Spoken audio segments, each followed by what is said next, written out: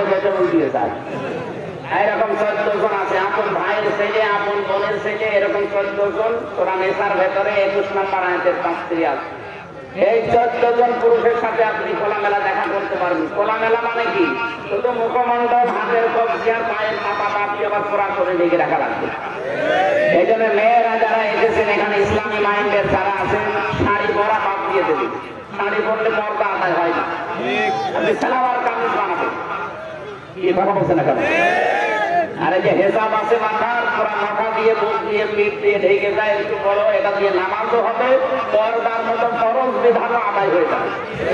হঠাৎ করে কারো সামনে পড়লে আপনার যেন পর্দা লঙ্ঘন না হয়। এই জন্য আজকে থেকে শাড়ি মাইনাস, শাড়ি ডিলেট করে দেবেন, এখন থেকে সালোয়ার কামিজ বানাবেন। ঠিক আছে?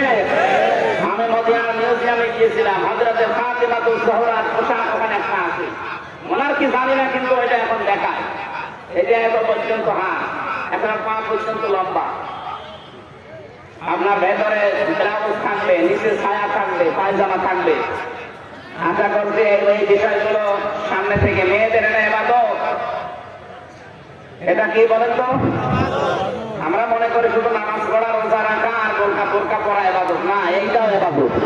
স্বামী বাইরে গেলে নিজেকে হেফাজতে রাখবেন, স্বামীর সম্পদ, স্বামীর সন্তান। স্বামীকে না বলে আপনি ফকিরকে দানও করতে পারবেন না। আর আপনি স্বামীকে না বলে চুরি করে দোলা ভাইকে দিয়ে যাচ্ছেন, বলেন সুবহানাল্লাহ। 3 নম্বর হইল আলা দীনি যাওজাতিহা। স্বামী যদি বাইরে থাকে, দ্বীনের কাজে, ইসলামের কাজে, মানবতার কাজে, তাকে সাহায্য করবেন, উদ্বুদ্ধ করবেন, সময় দেবেন, সাথ দেবেন। এই কথা বলেন না? আপনার স্বামী বাইরে মানুষের জন্য কাজ করে বেড়ায়, দ্বীনের প্রচার করে, দ্বীন প্রচারের জন্য কাজ করে, আপনি শুধু বাড়িতে বসে তাকে একটু সাথ দেন, বাড়ি বসে বসে আপনি ওই কাজের সাথ পেয়ে যান। এই জন্য সুস্থ অবস্থায় যদি আমরা ইবাদত বন্দেগী গুলো করি, অসুস্থ হয়ে গেলে ওই ইবাদতের সওয়াব আল্লাহ জারি করে রাখবে, বন্ধ করবে না। জোরে বলেন আল্লাহু আকবার। 4 নম্বরে, স্বামী যদি আপনাকে কোনো জায়েজ কাজের হুকুম করে, জীবন থাকতে আপনাকে মানা লাগবে। আল্লাহ আপনাকে তৌফিক দেন, বলেন আমিন। ঠিক আছে, এখানে সম্মানিত মেহমান সালামবাদ, মহিলারা ইসলামী আন্দোলন করতে পারবে কিনা? কি পারবে না মানে খরচ। নারী পুরুষ প্রত্যেকের জন্য দিন কায়েমের চেষ্টা করা খরচ, কিন্তু ক্ষেত্র হবে আলাদা। মেয়েদের ক্ষেত্র মেয়েদের ভেতরে, পুরুষের ক্ষেত্র পুরুষের ভেতরে। কথা বুঝতেছে? কিন্তু দিন কায়েম করা এই জমিনে নামাজের মতো, রোজার মতো, এটা খরচ। এটা না হলে আপনি নামাজও সঠিকভাবে পড়তে পারবেন না, এটা না হলে রোজাও আপনি ঠিক মতো রাখতে পারবেন না। এই জন্য নারী হোক পুরুষ হোক, সব জায়গায় থেকে দিনের কাজ করা ফরজ, ফরজ এবং ফরজ। আমাদের ছাড় দেওয়ার মন মানসিকতা, স্বামী স্ত্রীকে, স্ত্রী স্বামীকে আল্লাহ যেন দান করে দেয়। আর মাঝে মাঝে এই দোয়াটা জারি রাখবেন। সূরা ফুরকানের ৭৪ নম্বর আয়াত, রব্বানা হাব লানা মিন আজওয়াজিনা ওয়া যুররিয়্যাতিনা কুররাতা আ'য়ুনিন ওয়াজআলনা লিল মুত্তাকিনা ইমামা। বলেন আল্লাহু আকবার। এটা পরীক্ষিত দোয়া।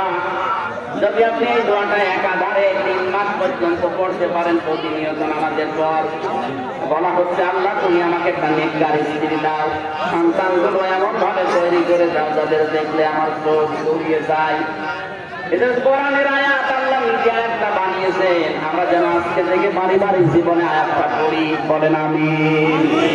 এটা হক মেয়েদের যে 4টা বললাম, যদি মেয়েরা 4টা হক পরিবারে আদায় করে, জান্নাতের 8টা দরজা আল্লাহ মেয়েদের জন্য খোলা রাখবেন। বলেন সুবহানাল্লাহ। রব সম্পর্কে আলোচনার জন্য আমি বসেছিলাম, তার সময়টা মানে দেরি হয়ে গেছে। আগামীতে জোড়াদা স্কুলে, হাই স্কুল জোড়াদা, এবং এর পাশের গ্রাম কি যেন রামদিয়া, রামনগর না, ওই যে ডাক্তার নজরুল সাহেব নিয়েছে,